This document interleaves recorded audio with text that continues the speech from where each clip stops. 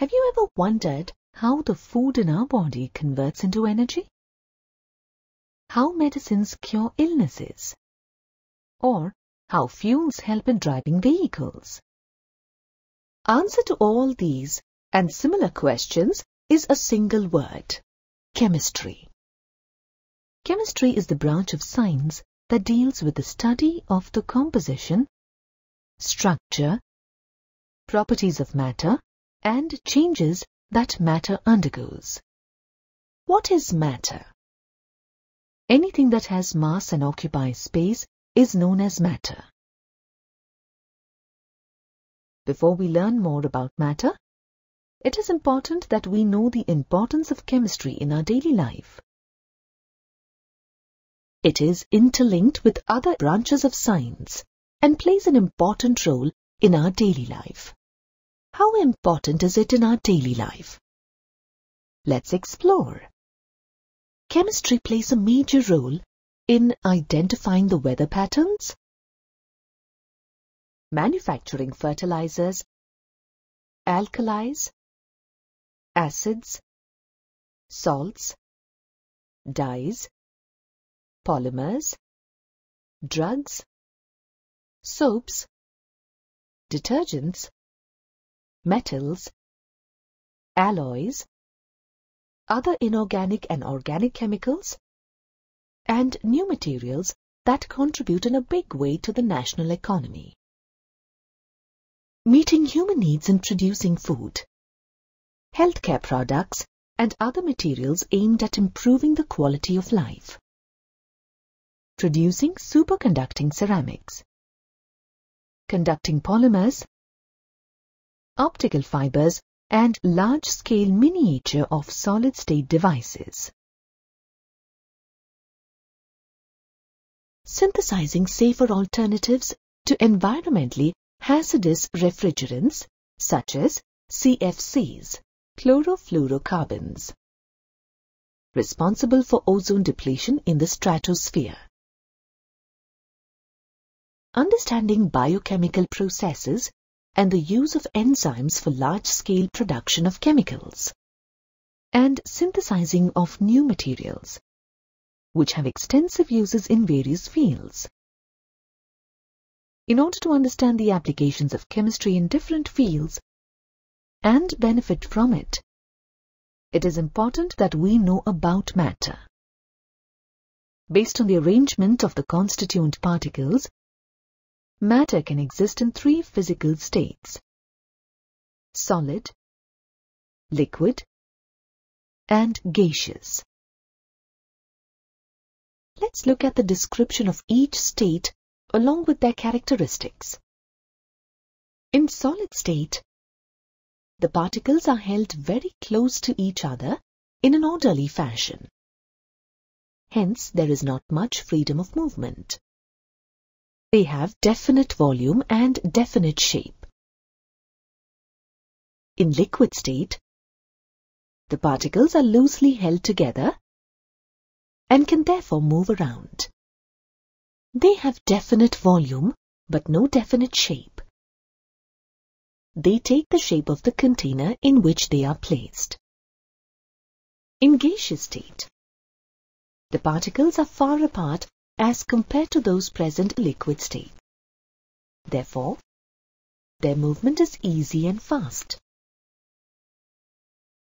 They have neither definitive volume nor definite shape, and they occupy the available space of the container in which they are placed. The three states of matter are interconvertible by changing the conditions of pressure or temperature. For example, on heating, a solid changes to liquid. Liquid, on further heating, changes to gaseous state at normal atmospheric pressure. Similarly, in the reverse process, gas on cooling changes to liquid, and on further cooling, liquid changes to solid. Matter can be classified as pure substances and mixtures based on the chemical composition. Substances which contain only one kind of atoms or molecules are called pure substances. And in a pure substance, the composition of a substance is fixed. For example, carbon dioxide is a pure substance which consists of only molecules of carbon dioxide, and it has carbon and oxygen in a fixed ratio. When elements or compounds are mixed together in any proportion, it results in the formation of a mixture. Thus, in a mixture, the composition varies. For example, seawater comprises of dissolved salts and water. The seawater consists of varied amounts of dissolved salts and water. Pure substances can be further classified into elements and compounds based on separation of it into its respective constituents. Substances which consist of only one kind of atoms are called elements. Examples of elements are sodium, copper, silver, hydrogen, oxygen, etc. An element cannot be further separated into its constituents by physical or chemical means. For example, oxygen consists of only oxygen atoms, and it cannot be further separated into its constituents, that is, oxygen atoms. Two or more elements combine chemically in a fixed proportion to form a compound. Examples of compounds are ammonia, water, etc. A compound cannot be further separated into its constituents by physical means, but can be separated by chemical methods. For example, oxygen and hydrogen are present in a 1:2 ratio by volume in water, and water, that is H2O, can be separated into its constituents, hydrogen and oxygen, by electrolysis, but cannot be separated into its constituents by any of the physical methods such as distillation, fractional distillation, etc. Also remember that the properties of a compound are different from those of its constituent elements. For example, the elements hydrogen and oxygen, being gaseous in nature, combine to form a compound, water, which is a liquid. Mixture can be classified further based on the uniformity of the particles present in it. If the particles are distributed uniformly throughout the solution, then it is a homogeneous mixture. For example, sugar solution is a homogeneous mixture because sugar particles get distributed uniformly throughout the solution. If the particles are not distributed uniformly throughout the solution, then it is a heterogeneous mixture. For example, sand dissolved in water is a heterogeneous mixture because sand particles are not uniformly distributed throughout the solution. A mixture can be separated into its constituents by physical methods. For example, a mixture consisting of iron filings and sulfur powder can be separated by using a magnet, that is, by magnetic separation. As we learnt, matter is anything that has mass and occupies space. Every substance is made of matter and has unique properties. We can classify properties as physical and chemical properties. Let's learn about them. We have with us a rubber ball. Let's see how we can describe it. By looking at and feeling the ball, we can see that the ball is a solid. It is round and yellow in color. It smells like rubber and it bounces. Now, let's observe this block of sulfur. We can say that sulfur is a yellow solid crystal and has a strong odor. What we saw are the physical properties of a rubber ball and sulfur. These properties can be easily seen or felt. Thus, we can say that physical properties are those properties that can be measured or observed without changing the identity or the composition of the substance. Color, length, mass, area, texture, elasticity, odor, melting point, and boiling point are examples of physical properties. Physical properties help us describe a substance. However, the description is not sufficient to identify a substance. For example, saying that sulfur is something that is yellow and solid and has a strong odor is not enough, because there can be many solids that may have the same properties, including our yellow rubber ball. Hence, it is necessary to also know the chemical properties of a substance to identify it correctly. The chemical properties of a substance can be observed when a substance undergoes a chemical change. Flammability, reactivity to an acid, and reactivity to water are examples of chemical properties. For example, if we burn sulfur, it produces a blue clear flame. Thus, the blue clear flame is a result of chemical property.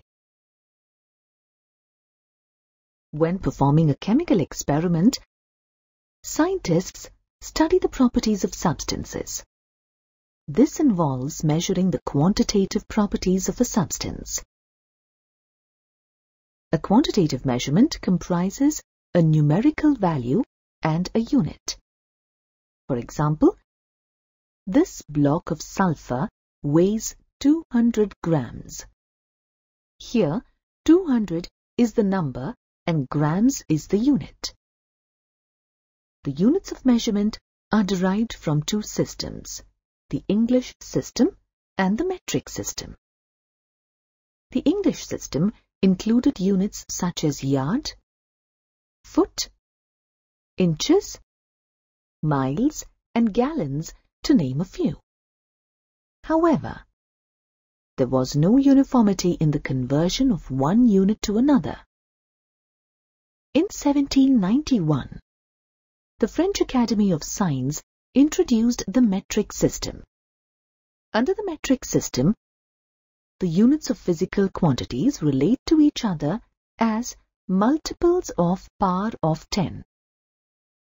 For example, 1 kilometer equals 10 to the power of 3 meters.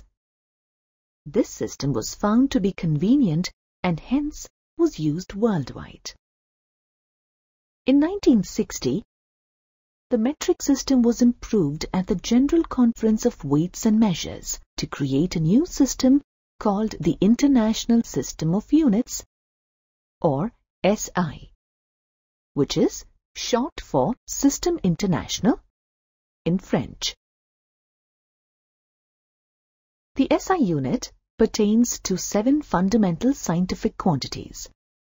They are length, measured as meter, mass measured as kilogram, time measured as second,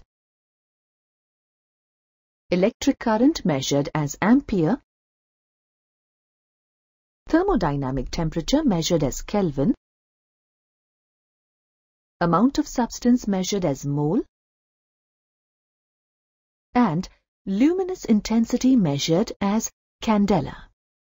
Let's look at each quantity one by one. The SI base unit of length is meter. Meter is the length of the path travelled by light. In vacuum, during a time interval of 1/2997/92458 of a second. The SI base unit of mass is kilogram, which is equal to 2.2 pounds. As per the SI unit, kilogram is the mass of a specific cylinder of platinum-iridium alloy kept at the International Bureau of Weights and Measures in France. Thus, it can be defined as the mass of the international prototype of the kilogram. The SI base unit of time is second. It is based on the radiation from the cesium-133 atom and is defined as the duration of 9192631770 periods of the radiation, corresponding to the transition between two hyperfine levels of the ground state of the cesium-133 atom. The SI base unit of electric current is ampere. It is named after André-Marie Ampère, a physicist who discovered electromagnetism. It is defined as the constant current which will produce an attractive force of 2 × 10⁻⁻⁷ Newton per meter of length between two straight, parallel conductors of infinite length and negligible circular cross-section placed 1 meter apart in a vacuum. The SI base unit of thermodynamic temperature is Kelvin. It is the fraction of 1/273.16 of the thermodynamic temperature of triple point of water. The SI base unit to measure the amount of substance is mole. Mole is the amount of substance which contains as many elementary entities as there are in 12 grams of carbon. Elementary entities may be atoms, molecules, ions, or electrons.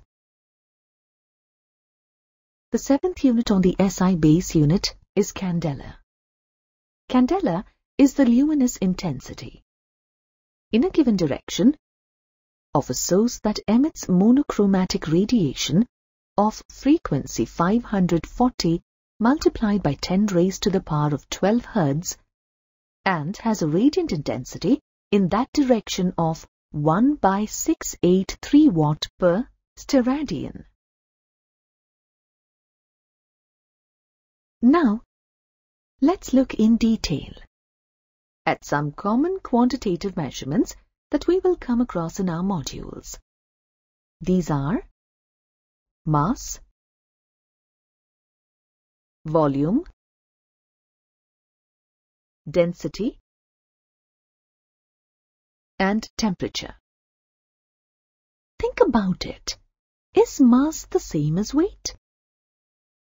Oftentimes, people consider mass and weight to be the same things. However, that is not the case. Mass is the amount of matter present in a substance, while weight is the gravitational force exerted on a substance. This implies that the mass of a substance remains constant, whereas its weight may differ from one place to another due to change in the gravitational force. For example, a person's mass is 120 kg on Earth and the calculated weight is 1,200 Newton. If you weigh the same person on the Moon, his mass would be the same, while the weight would differ. In this case, 200 Newton. This is because the gravitational force of Earth and Moon differ. Mass can be accurately measured with the help of analytical balance. Now let's look at volume. The base SI unit of volume is cubic meter. Smaller units, such as cubic centimeters, are frequently used in chemistry. Another unit of volume that is commonly used is liter. 1 liter equals 1 cubic decimeter or 1000 cubic centimeter. Some of the common devices used to measure volume of liquids are the graduated cylinder, burette and pipette. Density is the amount of mass per unit volume of the substance and can be illustrated as shown in the equation. As this unit is large, chemists often express density in grams per cubic centimeter. Finally, let's look at temperature. There are 3 scales used to measure temperature: degree Celsius, degree Fahrenheit, and Kelvin. The Celsius scale is the most common unit for temperature, and we learned that the SI unit for temperature is Kelvin. So, let's see how the 2 scales are related. The Celsius and Kelvin scales are divided into 100 equal parts. 0 degree Celsius is equal to 273 Kelvin. Thus, we can say that the temperature in Kelvin equals temperature in Celsius plus 273. Note that, unlike Celsius and Fahrenheit, temperature in Kelvin is not referred to as a degree. Now, let's see how the Fahrenheit scale relates to the Celsius scale. The Celsius scale is divided into 100 parts, while the Fahrenheit scale is divided into 180 parts. The freezing point of water on the Celsius scale is 0 degrees, while on the Fahrenheit scale it is 32 degrees. So, 100 Celsius degree equals 180 Fahrenheit degrees, or 5 Celsius degrees equals 9 Fahrenheit degrees. We have learnt that chemistry deals with matter, and matter is made up of atoms and molecules which have extremely low masses and are present in very large numbers. Thus, chemists have to deal not only with a large number of atoms and molecules, but also with calculations containing large numbers. For example, Avogadro number is such a big number that there are 20 zeros after 6022. It is not only inconvenient to write such a large number,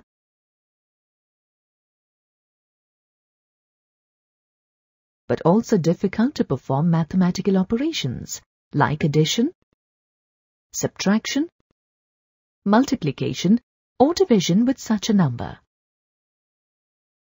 To overcome this problem, chemists started writing large numbers using scientific notation, also known as exponential notation. In scientific notation, any number can be represented as n multiplied by 10 to the power of n, where lowercase n is an exponent having positive or negative values, and uppercase n is a coefficient that can vary between 1 and 10. Thus, we can write Avogadro number in the exponential form as 6.022 multiplied by 10 raised to the power of 23. Similarly, the number 0.049364 is written as 4.93604 multiplied by 10 raised to the power of -2. Here, we have to move the decimal point 2 places to the right. Hence, we can say that the exponent is -2 and the coefficient is 4.93604. Now let's see how to perform mathematical calculations on numbers written in scientific notation. Let's start with addition and subtraction. If we have to add or subtract any number expressed in scientific notations, we must first check if the exponent of the numbers is the same. only if they are same, we can add or subtract the coefficients. For example, in this equation, one exponent is 4 and the other is 3. Therefore, in order to add the numbers, first we have to make the exponents same. As 6.62 has the larger exponent, that is 4, we have to convert the exponent of 4.31 to match the larger exponent. So, we rewrite 4.31 multiplied by 10 raised to 3 as 0.431 multiplied by 10 raised to 4. Now, after taking the exponential factor in common, we add both the coefficients and obtain the result as 7.051 multiplied by 10 raised to the power of 4. The same rule applies to subtraction. The example shown here illustrates the steps to subtract two numbers. Now let's see how to multiply and divide numbers written in scientific notations. To multiply two numbers, first we add the exponents and then multiply the coefficients. For example, to multiply 2.4 multiplied by 10 raised to the power of 3 with 5.6 multiplied by 10 raised to 4. First, add the exponents and then multiply the coefficients as shown.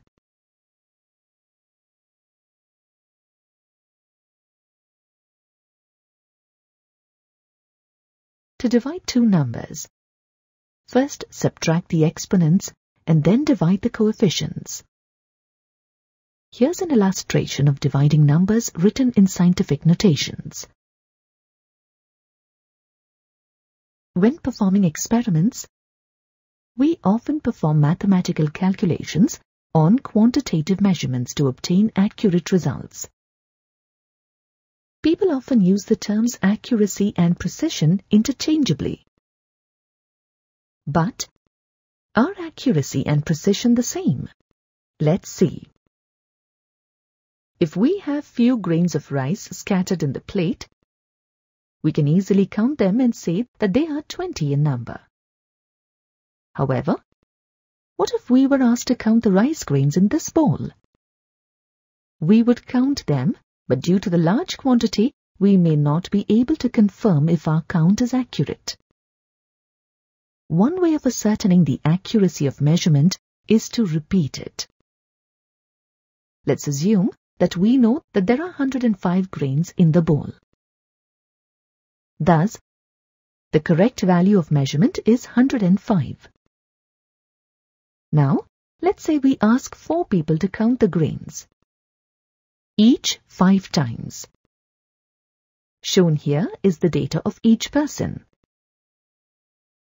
We know that the correct value is 105. If the average value of one of the measurements is close to the correct value, then that measurement is said to be accurate. If the values of measurements are close to each other, and hence close to their average value, then the measurement is said to be precise. Let's look at the data to understand what it shows us. For person A, the average value matches the correct value. Also, the values of different measurements are close to each other. Hence, we can say that A's data is accurate and precise. For person B, the average value is not close to the correct value, but the values of different measurements are close to each other. Hence, B's data is not accurate, but it is precise. For person C, the average value matches the correct value, but there is a variation between the values of different measurements. So, C's data is accurate but not precise.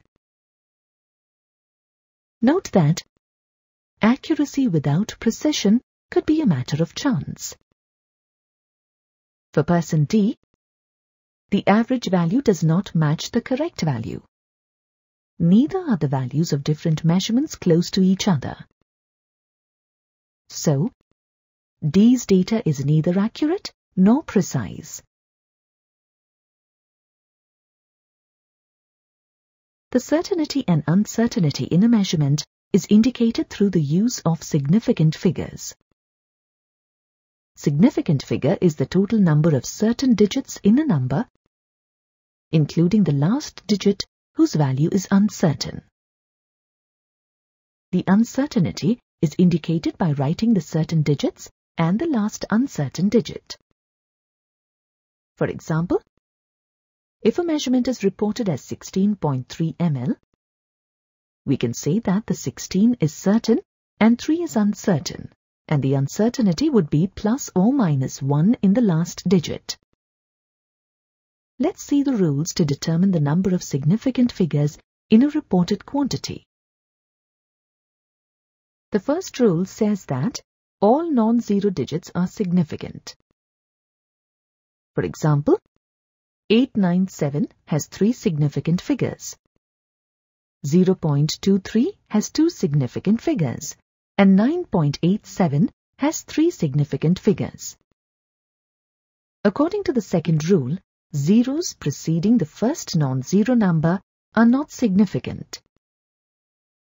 Such zeros indicates the position of decimal point. For example, 0.0325 contains 3 significant figures. The third rule is zeros between 2 non-zero digits are significant. For example, 5.01 contains 3 significant figures. The fourth rule is all zeros placed at the end or to the right of a number are significant, provided they are on the right side of the decimal point. Therefore, 0.400 has 3 significant figures. However, terminal zeros are not significant if there is no decimal point. For example, 100 has only 1 significant figure. The fifth rule says that the exact numbers or numbers that are obtained by counting rather than measuring are assumed to have infinite significant figures. For example, 8 apples have infinite significant figures, as 8 is an exact number and can be represented by writing infinite number of zeros after placing a decimal, that is 8.000000 infinitum.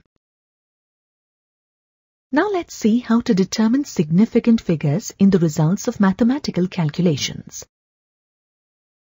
While adding and subtracting numbers, the result should have the same number of digits to the right of the decimal places as the original numbers have. For example, if we add 16.25, 22.0 and 2.062, we get 40.312. Here, as 22.0 has only 1 digit after the decimal point, the result should be reported only up to 1 digit after the decimal point, which is 40.3. While multiplying, the result must be reported with same number of significant figures as there are in the measurement with few significant figures. For example, if we multiply 12.984 by 2.5, the result is 32.46, which should be rounded off to 32, as the number 2.5 has only 2 significant figures. Similarly, if we divide 5.7634 by 1.28, the result is 4.5027.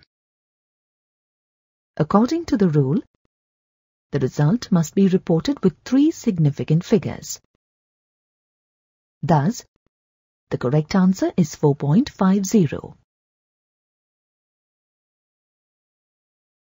Now let's look at the rules for rounding off significant figures. The first rule is, if the last digit is greater than 5, then the preceding number is increased by 1. For example, in 1.347, if 7 has to be dropped, then the number is rounded off to 1.35. The second rule is, if the last digit to be removed is less than 5, then the preceding is not changed. For example, in 5.332, if 2 is to be dropped, then the result is rounded off to 5.33. The third rule is, if the last digit to be removed is equal to 5, then the preceding number is left as is, if it is even, else it is increased by 1. For example, if 7.45 is to be rounded off by removing 5, then it is rounded off to 7.4. However, if 7.35 is to be rounded off, then we have to increase 3 to 4, giving 7.4 as the result. When we perform mathematical calculations, sometimes we need to convert units from one system to another. This can be achieved through a method called factor label or unit factor method, or dimensional analysis. Let's understand this through an example. Assume that we have to convert the length of the object from inches to centimeter. We know that 1 inch is equal to 2.54 centimeters. We can write the equation as 1 equals 1 inch divided by 2.54 centimeters, or 1 equals 2.54 centimeters divided by 1 inch. The quantities 1 inch divided by 2.54 centimeters and 2.54 centimeters divided by 1 inch are known as unit conversion factors because they convert a quantity expressed in one unit to a quantity expressed in another unit. For example, if we want to convert 5 inches to centimeters, then multiply the given quantity by suitable conversion factor, retaining the units of the physical quantity and that of the conversion factor. Cancel out all the units, leaving behind only the required units. This means that numerator should have that part which is required in the desired result. Thus, 5 inches is equal to 5 inches multiplied by 2.54 centimeters by 1 inch. Thus, 5 inches is equal to 12.70 centimeters. Also note that if the conversion involves many steps, then the conversion factors are selected in such a way that the units of the preceding factor are cancelled out. Let's see an example. Let's say that we have to find the number of seconds in 3 days. We know that 1 day is equal to 24 hours. So we write the conversion factor as shown. We also know that 1 hour is equal to 60 minutes and 1 minute is equal to 60 seconds. In this calculation, we want the answer in seconds. Hence, we will select the conversion factors in such a way that the units of the preceding factor are cancelled out. Thus, in this equation, hours, minutes, and days are cancelled out, and we obtain the answer in seconds.